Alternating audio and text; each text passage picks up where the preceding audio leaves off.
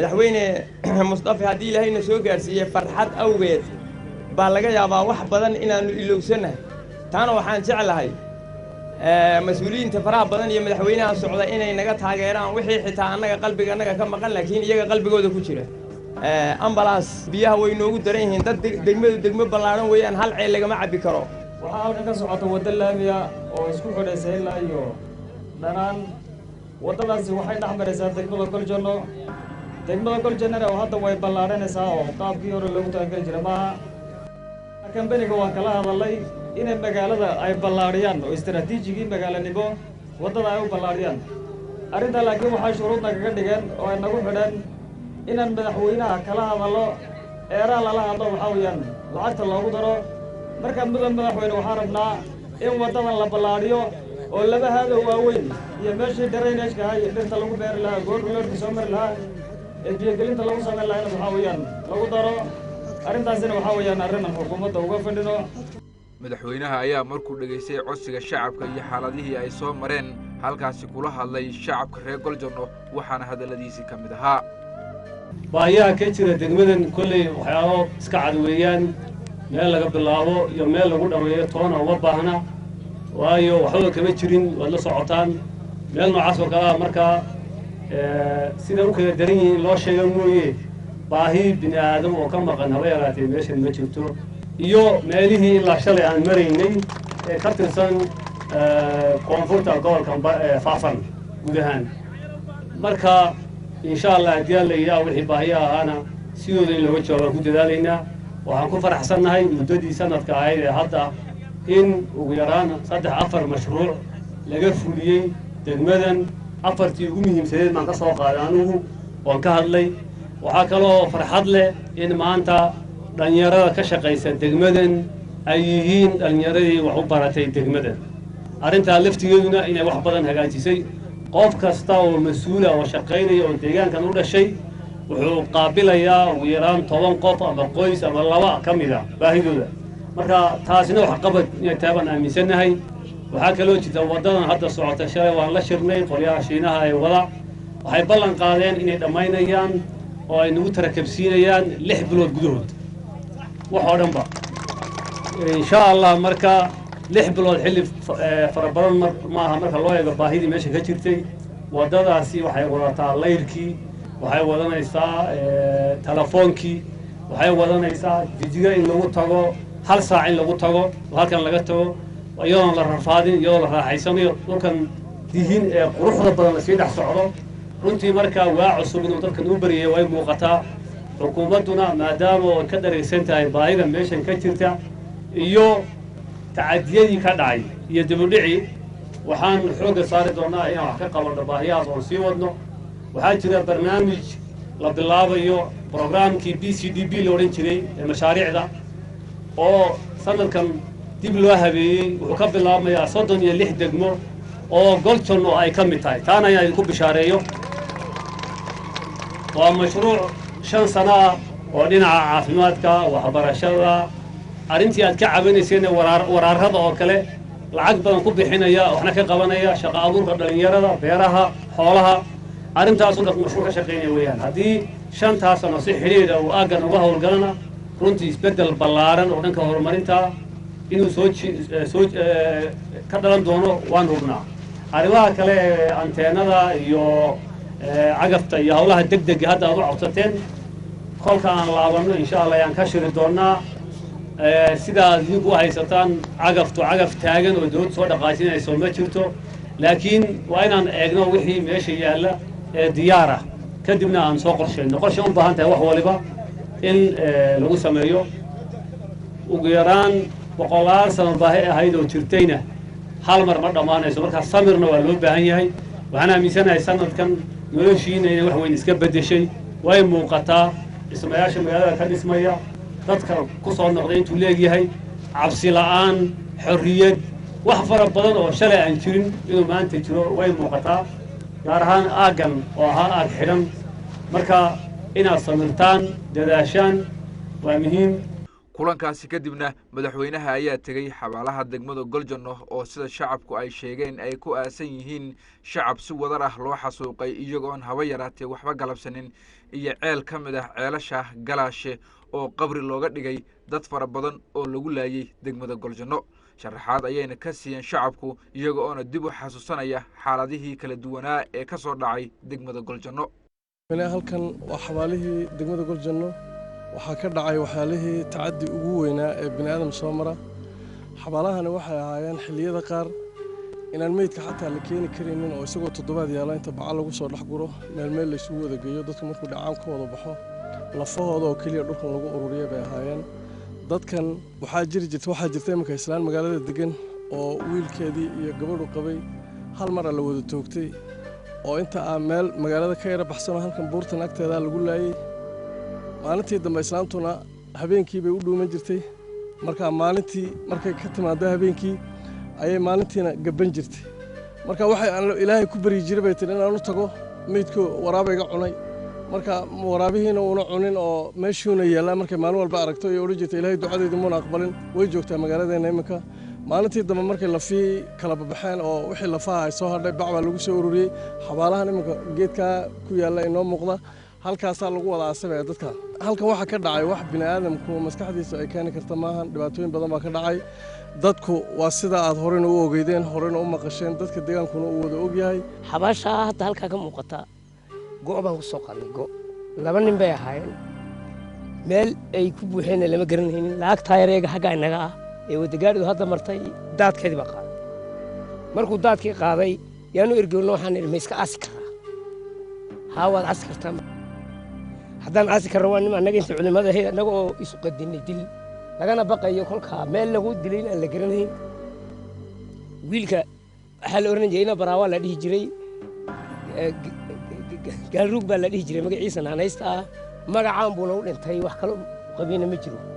goyaashii waan ku soo qaadnay iyagii oo laba ah fuqooda aan la kala garanayn madaxoodii uu kala baxay wax lagu tilmaami karaana ma jiro badee wax looga warrami karaana ma jiro eeg haddaan sii warranno jirkanagii baana karayn magaca maadaama dacatiyo fara badan oo dhibaatooyina oo aad iyo aad u badan yaa meejan ka soo baxay xabaashan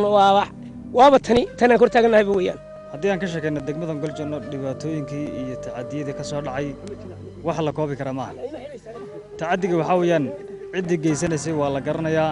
xukuumaddii xilligaa jirtay bay ahayd ee uu horkacayay cabdi maxamed cumar lama odhan karo waxaa weeyaan liyu boolis bay ahaayeen iyo federaal bahan lama odhan karo waxay ahaayeen dadkii siyaasadda deegaanka gacanta ku hayay bahan dadka waxaa weeyaan xasuuqa iyo dhibaatooyinka geysanayay ciidanku waa adeegayaal weeye amar bay qaataan marka waxaa jira hadda meelo ceel 7 ruux ku jiraan baa jira oo hal maalin ah ceel waa halkan magaalada dhexdeeda weeye marka ceelkaana waan arki karaa xabaalaan dhex taagannayn waxaa weeyaan dadkan ku jira inta waxaa weeyaan dhagaxa cusub loo dhan waa dadkii hadda dib lafahoodii loo soo bixiyey laasi wey inta badan laba iyo saddex ku jiraan dad waxaa jira waxaa weeyaan aan meydkooda xataa la arag oo lafahooda hadda biyo soo saar halka meeshan sida uu sheegayo isla maalin dhow waxaan ka soo saaray halkan 5 ruux ka soo saaray labadan uu sheegay shaf ka baxsan 5 ruux xilligii wadada waxaa weeyaan la waday iyo cagaftii baa soo saartay gebi baa lagu dumiyey marka tacadiyadani waxaa weeyaan mudan madaxweyne wax la soo koobi kara maaha qalbiga bini'aadamkuna waxaa weeyaan kama sheekayn karo wax loo adkaysan kara maaha ciddii geysanaysan waxaa weeyaan xukuumadda dadkii majaraha siyaasadda hayibaan iminka godkan dhankan inaga ku jira markaa godka weeyaan meesha macnaheedu sidaas ahayd aduu arrintan ma goobjoog badka arrinka maalinka goobjoog baan ka maadaama ciidan meesha joogay indhaha dadka loo geeriyey kamaad hadli karin maadaan dhowri karin intii ahaan waa kaa intii kale jeexjeexyaha yaa lagu guriyey daadka soo saaray waan aasan ilaa 30 ruux wax ku dhow oo jeexjeexyo soo saaray intii ka dambeysana waan aasi jiray intii ka dambeysay dadka waxa lagu laayay macnaheedu madaxda maxamed qalays waa kaa iyaga laayay dadka waa iska soo qabeen intii la ururiyo baa la oran waa seele baabiya saasad way wafdiga ayaa kadib Goljanno uga gudbay dhanka qabalaha Malqaqa oo ah mid ka mid ah goobihii dhiigga ugu badan ku daatay shacabka Malqaqa ayaana si diiran madaxweynaha u soo dhaweeyay soo dhaweyntaasi kadibna meel fagaara ah ayuu madaxweynuhu shacabka kulan kula qaatay iyagoo oo shacabka reer Malqaqa soo bandhigay dhibaatooyinkii naxdinta lahaa ee ay u soo jeegeen dawladana ka codsaday in wax loo qabto maadaama Malqaqa ay hoy u tahay caruur tiro badan oo waalidiintood ku waayay colaadihii deegaanka Soomaalida ka soo dhacay waxaad ogtihiin muddo aad u gaaban ka hor halkan laba ruux inay wada istaagto iyo inuu hal ruux keligii maro midnaba inayna suuragal ahayn qofnanaba aan loo waayayn socda sabab naftiisa iyo jiritaankiisa lagu taargedsado qofnaba aan loo waayayn wax sababa hadday hooyo tahay hadday ilmo tahay hadday aabba tahay iyo hadday adduun tahay midnaba si sabab la'aana ilaahay inaga koriyey cuquubaadkaa faraha badan cisigaa iyo sharaftaana ina gaadhsiiyey alxamdulilaah hawsha maanta malqaqa taaganna waxa weeyaan wax ka sheegeedu waxa weeye waxaad og tahay ma kuu sheega madaxweyne iyo mudanayaal iyo dhammaan bulshada ka soo qayb gashay waxaan u malaynayaa cid joogtay waddanka oo moog dhibaatadii ka dhacday halkaas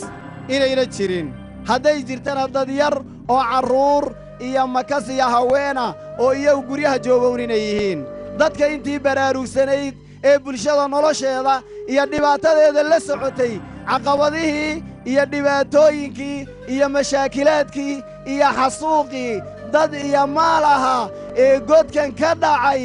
way la socotaa ummaddu caalamudunya baa la socdaa maanta dunida ayaa waxay wada noqotay hal guri wixii ka dhacay labadaa qarri inta u dhaxaysa caalamku dhammaan wuu ka baxsan yahay madaxweynaheenna warkiisa daa waa isagu ninkii isaga oo laga eriyey waddanka macluumaadka qaaliga ah ee waxa weeyaan aadamaha dacatiga ku ah ninkii ka warbixinayey dadkii farakutiriska ahaa ee ummadda nolosheeda iyo ciqaabaadkeeda iyo tacaddigooda ninkii ka warqabay buu ahaa alxamdulilaah maantana ilaahay isagii buu mas-uul inooga dhigay ilaahay subxaanahu wa tacaala adduunka intuu joogo cizi iyo sharaf iyo karaamaha ku nooleeyo aakharo marka uu gaadho cadaabka iyo ciqaabaha allaha ka koriyo bulshadii baa lagula kacay xasuuq waxaa ku dhimatay labadan qarri ay noo dhaxaysa 83 qof hal subax ah xilligan oo kale ma ayna gaadhin sidii ma aynaan joogina warbixinta dadkii jooga ay nagu soo gaadhsiiyeen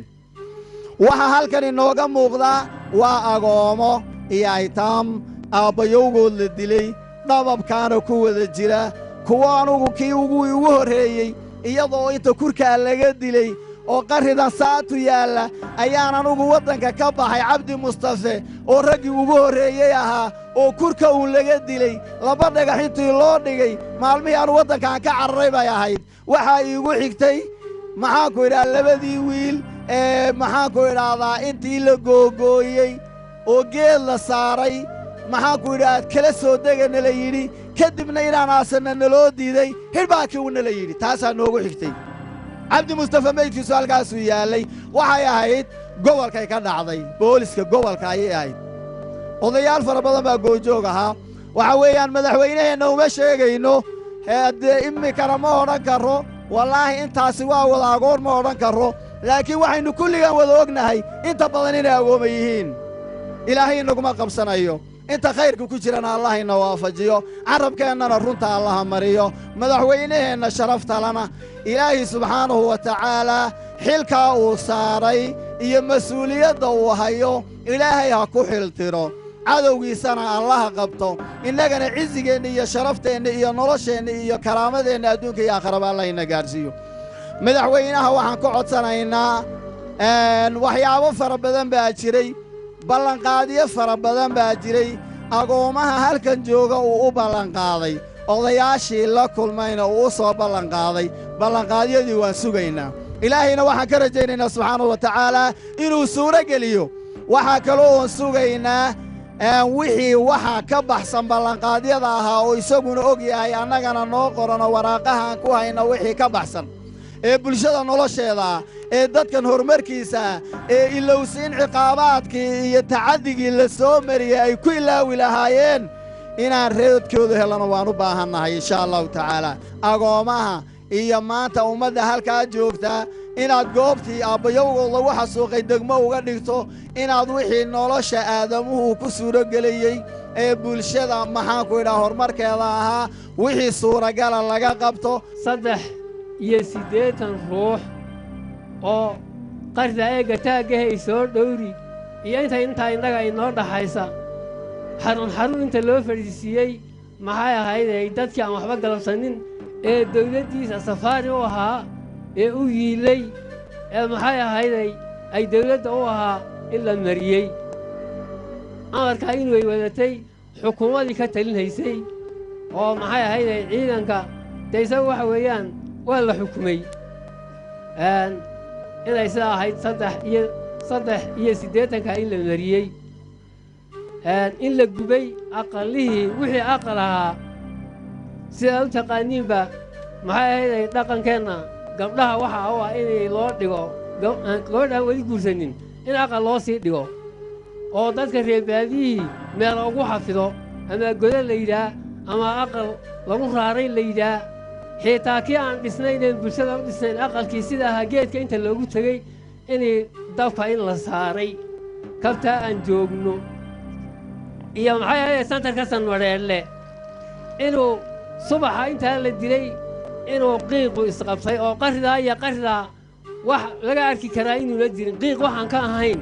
oo laga arki karaayo inuuna jirin maxay ahayday inay hawshaasi inay ballaadhnayd inay sii socotay madaxweynuhu inuu yidhi muxuu ahaayey qolada magaca la yidhaaho reecismaanka muxuu ahaa qoriga aakayga haddii uu gaadho wax la bixin karaayo ma jiro maxay ahayday hawshaasi iyada oo ay socotay ilaa 10 sano dilku ama 9 sano inta u sii badnaydna 4 sano inay ahayd hawshaasi inay dadka meeshii lagu arkay in lagu 6 meeshii lagu arkay in lagu dilayey muxuu ahaayey hal meeshii lagu arkay in lagu dilayey inay hawshaasi istabajoog fara badan iyo dil fara badan inay maxay ahayday hawshaasi inay ka dambaysay maalintaa intaa iyo intaa waxa weeye dadka ayaga aad aragtaan dee waxa weeye cidduu ilaahay bixin awoodda isagaa iskale laakiin reer baa lala degey cid magaceeda sheegan kartay oo maxay ahayday intay reer tahay reerkaasaan nahay odhan ka jirtay oo degaankan haydi mayna jirin ama magacaan idin sheega hayd mayna jirin cidba reer bay la degtay waxa weeye meeshaan laga aqoonin cid waliba meeshii aan laga aqoonin bay ku carartay ilaa maxay ahayday nairobi soomaaliya maxay ahayday jabuuti cagaadu ninba meeshuu ku gaadhi karay ayuu dadkii ku tegey beledka aad aragto maxaa lagu laayay oo kale xoolihii ay reer malqaad lahaayeen maxay ahayday dee beledkii ay yiqiineen qaryaha isagoo xagga laga laayay ku soo lumay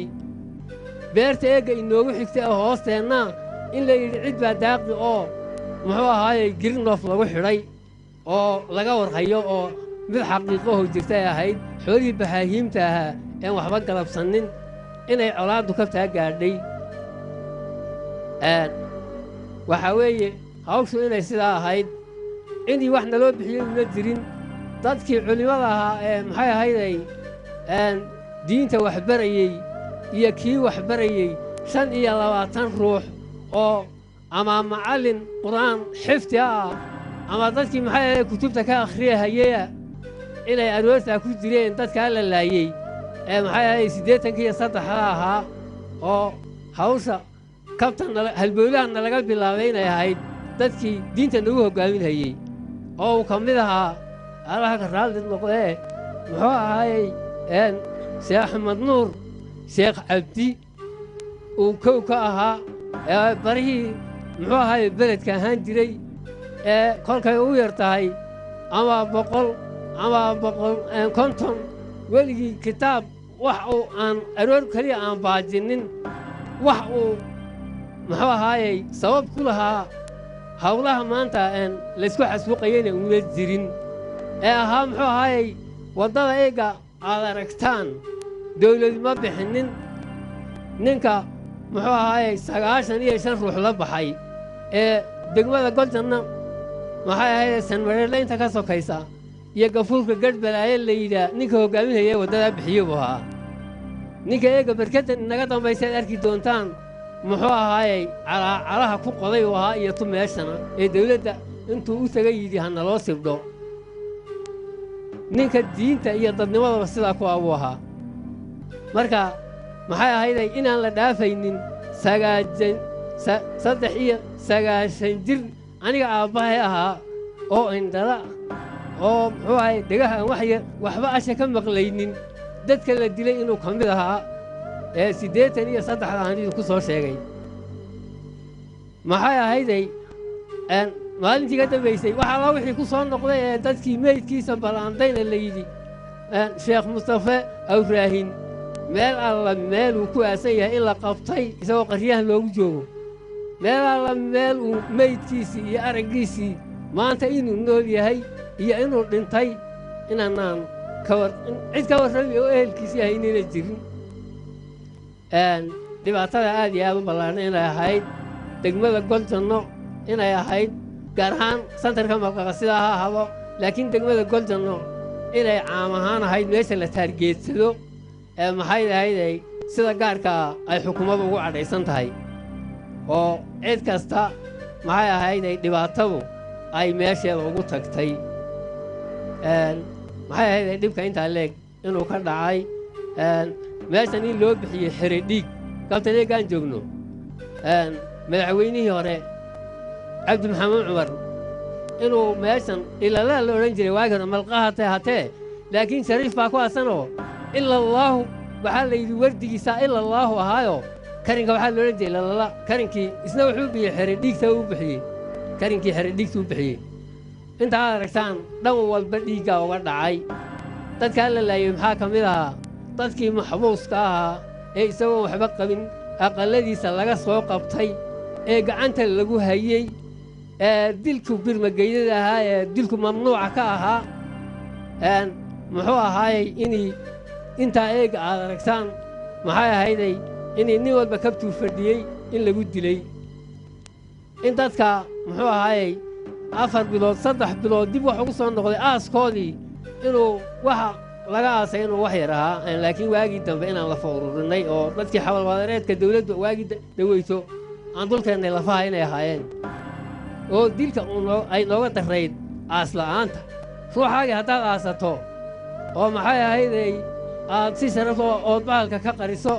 dilka waaba laynoo samaysay dee waa laynoo samaysay waxa weeye hawlahu inay saa ahaayeen muddada 9 sanana maxay ahayday ay dilkaasi unu socday inta eega muxuu ahaayey isbeddelkaa ka horraysay inta nool qabalayahan waagii lagu soo ururiya kolay tahay waxaannu ahaynuun dad aasan un baannu ahayn dad shuhuud nool un baan ahayn oo aan waxba ku hadli karayn oon waxba sheegan karayn oon cod lahayn un baannu ahayn alxamdulilahi rabbilcaalamiin ilaahay baan ugu mahadinaynaa isbeddelkaan ku mahadinaynaa xukuumadda sharafta leh ee ilaahay uu ka dambaysiiyey maxay ahayday xukuumaddii jaahilka ahayd baannu ku mahadinhaynaa wixii aannu goobjoog ka ahayn ee annagoo u taagan hortannada ka dhacay alxamdulilaah maanta madaxweynaha dawlad deegaanka soomaaliyeed mudane mustafe haddaan ishor fadhino isagoo na danaynaya oo bulshadiisii maanta danayn iyo qiimayn noo hor fadhiya alxamdulilaah taasaan ilaahay ku mahadinaynaa wixii dhintay allah inaga samirsiiyo annagu geeridaa lagu alla yaqaannaa orod iyo rafaad iyo carar baannu ku samirray idinka ka maqnaa ee dadkiinnii la xasuuqay ee maanta aan idinku hor sheegayno ee ma garanaysaa ee hortiinna aan ka akhriyayno idinkaasaa naxdintii iyo xanuunkaba ugu badan annagu waannu u joognay wixii dhintay allah inaga samirsiiyo waxa joogaa in wax la daryeelo oo wax loo qabto waxa joogaannu ugu baahnahay wixii uun xasuuq ahaa waxaa weeye waxaan u joognay 83 dadkii waxaannu ahayn iyaga oo raqdoodu ay taallo oo nin walba walaalkii iyo aabbihii iyo da'dii ka yarayd ay ahayd intuu buurahaa ka soo luglugay inuu hilbahooda waraabaha ka qariyo damcay baannu ahayn anigu waan u joogay kii iga yaraa iyo kii iga weynaaba way ku jireen intan reer goljanno oo dhanna way og tahay hilbahoodii inaan bahalka aasanno wakhti baannu u weynay 3,000 oo guri yaa mar dab la geliyey dadkaa la laayay dabadii waannu u soo joognay waxaa dadka dabka geliyey ee dilayay xasuuqa waday ma annaan arag madaxweyne ku sharaf sheegta waa la kala aara gudan jiray oo aara gudad u socda cabdi maxamuud buu ahaa cid kale ay wax ma dilayn cid kalena wax ma gubayna amarkiisa buu ahaa maantana alxamdulillaah waxaan gacan qabad iyo dibudhis iyo danayn idinkaannu idinka rabnaa haddii ilaahay noo kiin keenay alxamdulilah inaad maanta dhagaxa noo dhigtaan hoygii agoonta ama boondharka la odhanayey inaad noo dhigtaan dhagaxa idinkood naga tegi inaad dhagaxa noo dhigtaan waannu ku idbeylanaynaa waannu ku iddiilaynaa inaad dhagaxa noo dhigtaan shanley lixley toddobaley kolkay gaadhay dadkani wuu hurdaa'e 500 oo nin bay isku taagtay maatidii ay dhaleenina meejaasay ega joogtaa way nala wada fadhidaa waxaa weeye waxaannu noqonnay adduunyo la soo qabqabsan baan noqonnay 7 gabdhood iyo 7dii ninay qabtay intay ku jabeen yaa habeen madow goora shilin laga soo jecsiiyey shibtadii baan haynaa intii ligi adduunyadu turaab weeyo waa la tagayaaye niman daaqahayn baa qabriga lagu dulayaaye mas-uulkii la doortayow jannada lagu durdursiiye mas-uulkii la doortayow jannada lagu durdursiiye mas-uulkii la doortayow jannada lagu durdursiiye ilyahow ducaanku wadnaa dalla cabidkaaye adduunyada intaad nooshahaye wadku ku eewaynin ha ka degin kuraasida intii hoos lagu dayaye ha ka degin kuraasida intii hoos lagu dayaye ha ka degin kuraasida intii hoos lagu dayaye waa filan ninkii sarac galaa inay ka fooftaye aqalada kuwii lagala baxay boodhku nala duliye qumiciina saleefay iyo qolo ulaintayda ninba qolo inuu dariisu galo dawgu nala looriye inaad agoonta noo caawisaan ku cabanhaynaaye inaad agoonta noo caawisaan ku cabanhaynaaye inaad agoonta noo caawisaan ku cabanhaynaaye gumaysiga kuwii soo maraye gaabtay baan nahaye beledkii la gubay baan nahaye go'ay dadkii siiye ila guji dadkii loo baxshaye baabaan nahaye halka degin kuraasida intii hoos lagu dayaye balligii hore naga xiro naxligu hawlayne inaad banqiga noo jabiso ood beledka noolayso agoonta noo caawisaan ku cabanhaynaaye anus ma ahayn madaxweyne intaad hor tagtaan baad codkiina dhiibanaysaan mana ayin waan arkay mooyaane waxa weeyaan waa 14 jir baan asay ku qaaday oo iyada 2 goor bay qaaday 80 ayaa 3daas aabahay baa ku jiray abaan waraayi baa ku jiray adeeraayi baa ku jiray waxa weeye maanta haddana allah u naxariistaan leeyahay intii la midaba rabbi baa qoray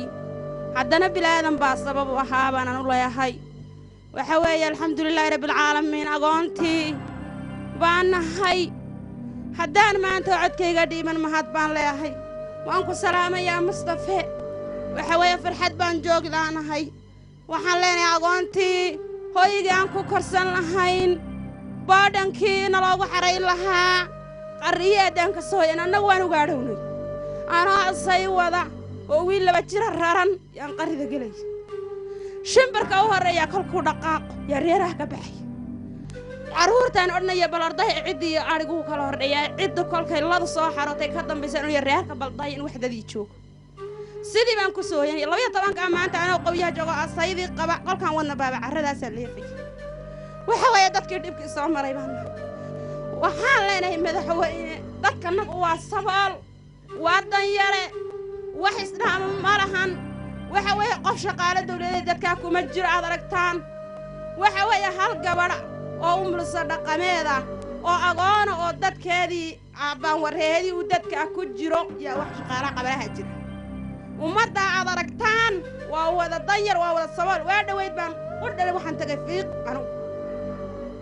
dan baan u tagay waxaan arkay wadamo hormaray oo tagay waan qiirood waxaan hadduu dadkiinii dhaqan yahay ama ragiinii la qayrsan lahaa ay nool yihiin malaha sida maydaan haatirba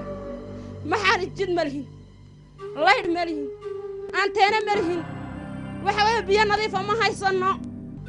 degmaya warkaas ma hawaysanin maanan hawaysanin laakiin waxaan leenahay madaxweynuhu maadaama maanta noo hor joogo wixii uu noogu talagalay hadda ha noogu dhawaaqaan leenahay dadka nagii sidii ahaa ee shinnidu ka hadhay shinni baa joogta dad ma jooga meesha shinni baa joogta shinni iyo carruur baa joogta rag ma jooga meesha ragga jooga waa fara ku tiris waxa weeyaan dadka aad aragtid madaxweyne waxaan kaa codsanaynaa adiga waftiga ballaadhan inay noo yimid gacantana qabaan leenaano noo faragod baan leenahay mugdi baan ku jiraa caafimaad wax yar oo caafimaad oo laba maqsan oo yar oo halkan oo wiilka shaqaalaha baan qaadayn baa noo jooga dawixii taafiican uma taalo caafimaadku nuuxu yahay hooyada dhiig baxaysa wax lagu ambalaas oo degdeg lagu qaadaa ma jirto degmada waad aragtaan jid ma laho wax noo dhaxay waad aragtaan waa goray iyo degmada eelsandarana naloo sameeyaan leenahay waxaan leenahay maanta alxamdulilah siyaansu ku soo noqonayna allay u taal madaxweyne noo ballanqaad na bogsii xanuunkiiyo dhibaatadiina soo martay naga bogsii baan leenahay kadib hadalladaasi shacabka waxaa goobta ka hadlay madaxweynaha deegaanka Soomaalida mudane Mustafa Maxamed Cumar oo ugu horreyn shacabka uga tacsiideeyay dadkoodii lagu laayay xasuuqyadii ka soo dhacay deegaanka masiibadii halkan ka dhacday ee ka shaqayseen murugada lahayd dadku ay wada og yihiin sidii hore loo sheegayna qaarkayo ay hadda ka horba ka hadli jireen oo runtii aniga ahaantay aad ugu faraxsanahay inaan joogo malqaqa oo muddo badan aan wax ka qornay shirar badan kaga doodnay qoraallo badan ka samaynay astaanna u ahay tacadiyadii foosha xumaa ee shacabkanaga loo geysanayey aad iyo aad ayay maaragtay farxad igu leedahay inaan maanta halkan joogo oo aan arko meeshii aan ka hadli jirnay tacadiyadaa dhacayayna kolay taariikhdeydii waad la socotaan waxay ka mid ahayd hagaardaamooyinkii gumaysiga ee soo jireenka ahaa dad la isugu dhiibay bay ahaayeen adduunka oo dhan meel walba oo dadka cadaadis uu ku jiro ciddaas la cadaadinaya ka mida oo cidda wax cadaadinaysa raacda oo u adeegta oo u shaqaysa oo shacabkooda ka falaagooda oo laysa meel kasta adduunka bay ka helaan ingiriisku markuu gumaysanayay hindiya dadka askarta u ahaa ee shacabkooda laynayey badankoodu waxay ahaayeen hindi bay ahaayeen taa macnaheedu ma aha in ay khalad lahaayeen dhammaan dadkii maaragtay askartahay ee dagaalamayay siyaasiyiintii baan ka hadlaynaa hadda ka horna waan sheegnay hoggaamintii siyaasiyiinta ee dabadhilifka noqday ee shacabkooda laynayey ee dhiiggii shacabkooda ka taajirayey ee mansab iyo kursi ka raadsanayey ee manfac ka helayey taariikhdu kuwa ay baalmooda ku qori doonto weeyaan isku dhicii halkan ka dhacayna wuxuu ahaa dadkii Soomaali dhiiggeeda ka faa'iideysanayay oo isugu dhiibay wiilasheenna aroor kaliya ayaa halkan waxaa lagu laayay sida la ii sheegay 80 askarta dhalinyarada liyu booliska halkan lagu laayay waa wiilasheenii iyaga laftigoodu oo barnaamij khaldan markaa iyada loo adeegsanayay kuwa aan idin sheegayo ee calooshii ciyaarka ahaa ay adeegsanayeen barnaamij khaldan ay u dhiibeen ayay ahaayeen kuwii laayayna walaaloodu oo iyaguna si khaldan iyaguna loo abaabulay bay ahaayeen kolkii dambana labadoodaba cid aan ahayn oo shacaba oo 83 qofa yaa hal subax halkan malqaqa lagu xansuuqay waxay ka mid tahay meelaha ugu xusuusta xanuunka badan ee xansuuqay ka dhacay deegaankeena arintaasi inayna dib inoogu soo noqon marka ugu horeysa inaan ka ducaysano ilaahay ka barino inaan ugu soo noqon baa la rabaa laakiin ahmiyaddu waxa weeye inaan hoggaamin dambe oo shacab ku tacadida oo dhibaatada geysata aan la ogolaanin dhalinyarada iyo odayaasha iyo cid walibana ay ogaadaan inay awood u leeyihiin inay joojiyaan waxa noocaasa haddii ay dulliga ka baxaan haddii ay isku duubnaadaan haddii cod midaysan lagu hadlo dulmi noocaasoo dambe ma dhici doono marka taana inaanay mar dambe dhacaynin insha allah inta xukuumaddani ay jirto waan ballan qaadaynaa nabadgelyada iyo reynreynta maanta inoo soo korodhay ee annagu aanaa kumana sheeganayn ilaahay inoo keenay ilaahay nabadgelyada inoo keenay iyo isbedelada guuda dhacay in ilaahay inoo sii wado innaguna waxaan u baahannahay inaynaan caasinin ku caasinin ilaahay nimcada ina siiyey isqabqabsiga qabiilka aan macnaha lahayn isdilka waxyaalaha foosha xun ee qabyaaladdu keenayso isku dhacyada isxininta waxyaalaha inaan ka baxno oo horumar iyo waxbarasho iyo aqoon loo jeedsado aan ku dardaarmaynaa markaan taa ka tagno waxtarka iyo horumarka sida kolley fahanka dadku yahay waxaa u baahan in la yar ballaariyo marka odayaal la qaabilo ee lala hadlo ay dhibaatooyin sheegtaan deegaanka 93 degmo iyo 11 gobol iyo 6 maamul magaalo buu leeyahay waa 8 milyan oo shacab ah aroor iyo habeenba meel kasta dad ka socdo cabasho soo wada jira cabashooyinkooda marka la dhageysto ee laga jawaabo ee laga garaabo macnaheedu ma aha aroorta ku xigta inta cagaf la soo qaato yaa la fulinayaa waxaana soo noqonaysa arrin leh ballan baan loo qaaday oo meelo badan laga sheego xukuumaddan intii aan jirnay goboladii aan marnay waxaa hadda sanadkan miisaaniyadda lagu daray 8 boarding schools oo ahaa kuwii la soo ballan qaaday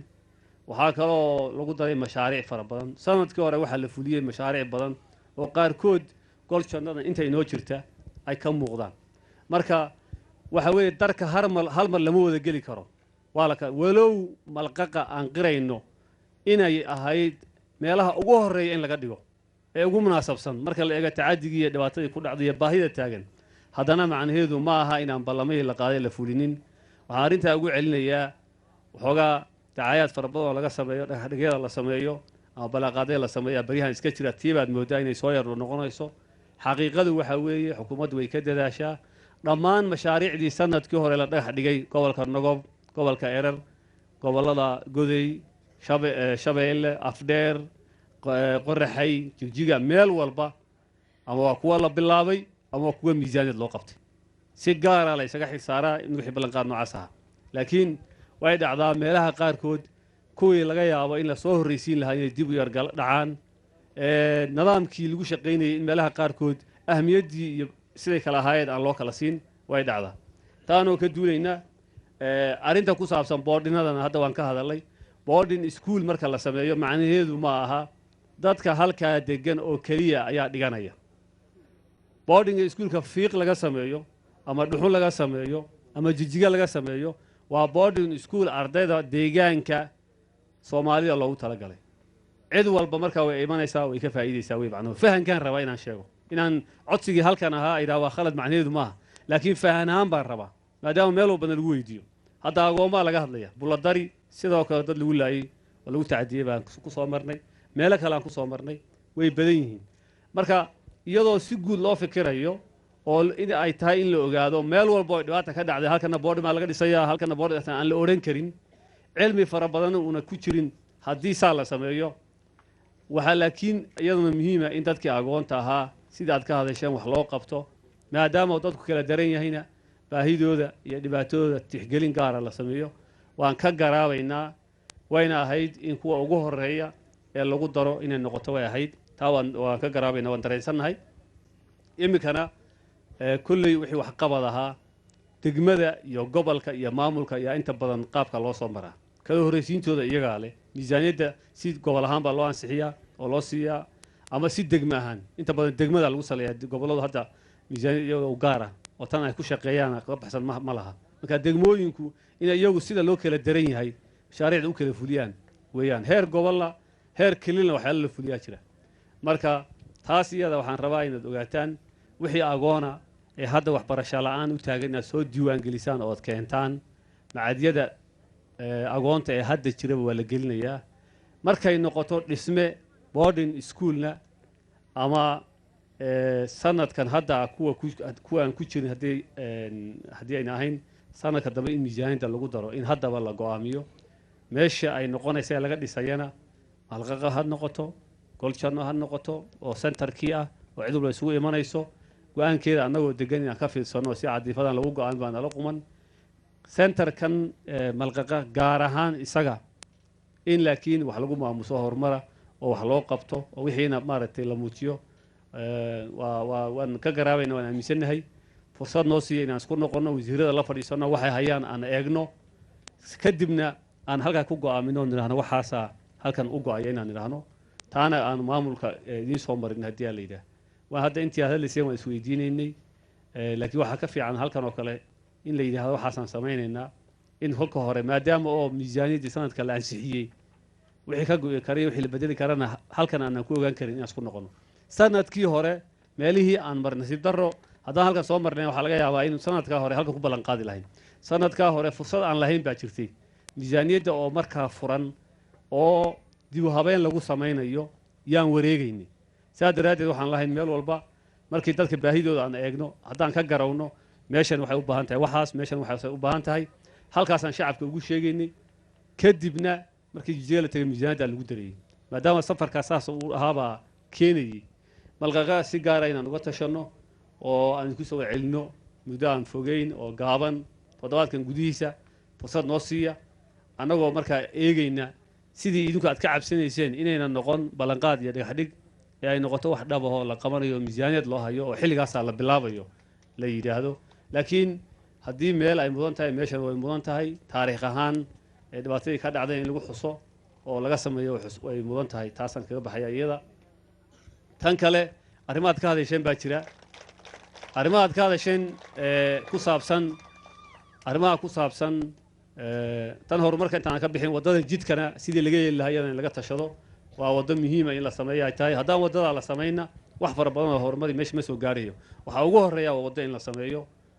taasna in laga fikiro way tahay ta kale arrinta ku saabsan degmahana la siiyo meel walba oon deegaanka marno meel aan arrintaa codsigaasi ka imanin ma jiro haba yaraate degmo hana la siiyo gobol hana la siiyo meel walba laga yidhaahdaa waxay ka imanaysaa fikirkii hore ee xukuumaddii hore ku shaqaynaysay oo ahaa mid laablakac iyo nin jeclaysi iyo qaraabakiil lagu samayn jiray degmooyinka oo qofku meesha uu rabo iska odhanaya meeshaasina waa degmo meeshaasina maaha iyadoo wax la raacayo oo macnali uuna jirin sidaa daraaddeed tii kuma socon karno degmooyinka iyo gobollada go'aan baa laga gaadhay marka tirakoobka la sameeyo ee tirakoobkaas meel kasta lagu ogaado dadka degan iyo siday yihiin in degmooyinka iyo qaabakay gobolladu noqonayaan dib loo sameeyaa ka habboon in meeshii la rabo la yidhi halkaas waxay noqonaysaa degmay noqonaysaa halkaas waxay noqonaysaa degmo sababtoo ah cid u garaabaysaa ma jirto meel waliba waxay leedahay intaasoo kunoo qof baa joogta haddii aan wax la isku raacayo oo laga duulaya oo qoran uuna jirin degmadu maxay noqonaysaa ma 30 kun baa degma ma 40 kun baa ma 10 kun baa ma 50 kun baa degma ma 100 kilomitir baa ma 50 kilomitir baa waxa la fahmaya hadduuna jirin waxay iska noqonaysaa in qolo la qanciyo laakiin qanaacadaas ay ka timaado boqolaal qolo oo kale oo qancin oo su'aalo qaba dhab ahaan meelo boqol kun oo qof ku nool yihiin oo degmahayn anu waan arkay waan soo marnay qiyaastii ugu yaraan magaalooyin waaweyn oo u qalma oo nahaan waan arkay marka taas degmooyinka iyaga ku degdegi mayno xumaadna ma aha laakiin nidaamka ku xumaanaya in dib loo eego waxaa laga yaabaa ma ahun in degmooyin cusub la samaynayo kuwa la sameeyey in la baabiyaa laga yaabaa oon u qalmin oo tiradii aan lahayn inay dhacda laga yaabo marka taas waa in si cilmiyeysan dadka wixii loo horseeday ee dhibaatada 93 degmo ayuu deegaankeenu yahay miisaaniyad iyo gawaadi iyo shaqaale iyo wax baadii loo sameeyo maxaa iskuul lagu dhisayaa maxaa biyo lagu samaynayaa lacagtoo dhan waxay noqonaysaa lacag mushaar laga dhigayo ilaa dadka badankiisu wuxuu ugu ordayaa degmooyinku inta badan waa fikir la xidhiidha horumarka oo ah haddii degmo aan helno guddoomiyaan helaynaa guddoomiye ku-xigeen baan helaynaa shaqaalaan helaynaa fikir noocaasa weeye oo la abuuray kaasina fikir ummadda deegaanka horumarinaya maaha waxaa laga yaabaa degmooyinka in la soo yareeyo 50 laga dhigo ama 60 laga dhigo oo adeega kale ee ballaaran xoogga la saaro marka in waxyaalihii khaldana la saxo waa muhiim taana saas inaad u ogaataan wax guud oo deegaanka baarlamaanku marka uu ansixiyo shuruudaha wax awoodda madaxweynaha kuma jirto inuu degmo bixiyo ama degmo ka qaado dadka waxaa ka mid tahay awoodihii khaldanaa ee dadka in la laayo 8 qof ha la dilo taleefon lagu amreeyey ee khaldanaa un bay ka mid ahaayeen madaxweynuhu awoodu ma laha waa inay qoran tahay shuruuc waa inuu jiro xafiis qaabilsan arrintan oo codsi loo geysto baarlamaanku waa inuu ansixiyo markaasaa dadka cadaalad loo samayn karaa haddii kale waxay noqonaysaa aniga inaan idhahdo halkaas waxa ila quman 10 ha la siiyo halkaas waan ku xanaaqsanaya 5 ha laga jaro waxaasina maartay wax dawladnimo nidaama ma aha waxyaalo badan oo isqa qabsiya oo maanta oo deegaamina waxa aasaas u ah arrinta khaldan ee lagu dhaqmayo kowka center in la sameeyo qabale la sameeyo si loogu doodo qabalahana la siiyo ayaa dadku isu dilaya degmo iyo reer in la isku xiro waa khalad waana wax dhibta keenay degmo waxa weeye cid walba oo deegaankaas u qalma degmada degan inay ka faa'iido weeyaan degmooyin hadda la isku wada dilaya jira oo la yiri degma hebla waxa la reer hebel magacyadaan sheego ma rabo laakiin dadka degan 3 kiiloomitir agteedana dad ay degan yihiin oo hadda dadkii la siiyay ay dareensan yihiin degmadan reer kanaga la siiyay dadkii deganaana ay leeyihiin maya saas ma ee degmadan anaga ag degan marka waxyaalihii khaldanaa inaan saxno weeye xal ma noqonayso marka taas saasaad u ogaanaysaan waxaa la mid ah arrinta magacaabidda iyo ayaa mas-uul noo ah arrintaas dabcan kolka wax la magacaabayo cid unbaa la magacaabi qaar waxaa jira dadka maaragtay deegaanka waan isku daynay in la ballaariyo cid walba ka dhex muuqato iyadoo dee la raacayo marka iyadana degmooyinkii iyo gobolladii iyo say u dhisnaayaan iyo iyadoo la raacayo in dadkii la wada xuso waa la isku dayey laakiin kuraasta meesha taalla iyo masalka meesha yaalla dhammaan jilib soomaalida deegaankeena uma wada gaari karo xaqiiq ahaan weeyaan marka waxaa khaldan fikirka ah haddaan nin wasiiri aanaan lahayn ama nin mas-uula una noo joogin kelilka waan ka go'annahay deegaankii khalad weeyaan guddoomiyaha meeshan jooga iyo guddoomiye ku-xigeenka degmadu dadkan waa inuu adeego shaqadiisu maaha inuu kala reerka eegtu yidhaa reer hebel baa wasiirka waxbarashada hadda aad ka hadlayseen boardingka malqaqa waa inuu iska xil saaraa cidudan ha noqdee dhaqan noocaas yimi jira hadda ka hor maya ma jirin laakiin waa inuu yimaadaa waxaa lagu xallinayaa waxa weeye ma aha inuu qofka meesha joogaa aniga meel baan ka imid oon ku dhashay meeshii aan ku dhashay magaalada aan ku dhashay ama dhulkaan ku dhashay uun marka miiska la fadhiyo haddaan u doodo waxay keenaysaa fikirkan hadda meesha yaallo oo kale xukuumaddii hore ma aha inay wixii xunba xaawaale aan ka dhigayna maaha laakiin falsafadii waddanka lagu maamulayay gebigeedu waxay ahayd falsafad khaldan oo halisa oo soomaali u horseedi karta iyo deegaankeenaba burbur waxaa kow ka ahaa madaxweynaha kolka uu madaxweyne noqdo waxa la wixii qandaraasa waxa la wixii lacaga wixii mashaariica kolba meesha isagu la damco ama xaafadiisu ama reerkiisu ha qaataan falsafada yaan 10 sano ku soo dhaqmaynin falsafadii noocaas ahayd waxay keenaysaa in dadku ay dawladnimada u qaataan inaad meel qofka mas-uulka u qaato inuu reerkiisa meesha u joogo taa waa in laga baxaa waa taasna waa wadaynaa laakiin dadkii dhibaatooyin ku dhacaan ama falsafadii noocaas ay jiray ay xaqireen ama dhibaatadu ku dhacday ama maaragtay ka maqan meelihii ay mudnaayeen yaan la tabin macnaheedu maaha saas in loo fahmo maaha sidaa daraaddeed wixii cabanaya beelana cabashooyinkooda waan eegaynaa iyadoo si degan aan u eegi doono haddii aan la yidhaah wixii ballanqaadaha hore ee jiray ee qoraal ee jirana soo gudbiya maamulada soo mariya waan ka jawaabaynaa kulankaasi markuu dhammaaday wuxuu wafdigu u dhaqaaqay dhanka degmada Mulah ugu dambeyn wafdiga ayaa xilli habeen ah ku dheelmaday xarunta degmada Mulah iyada oo shacabka reer Mulah si diiran u soo dhaweeyeen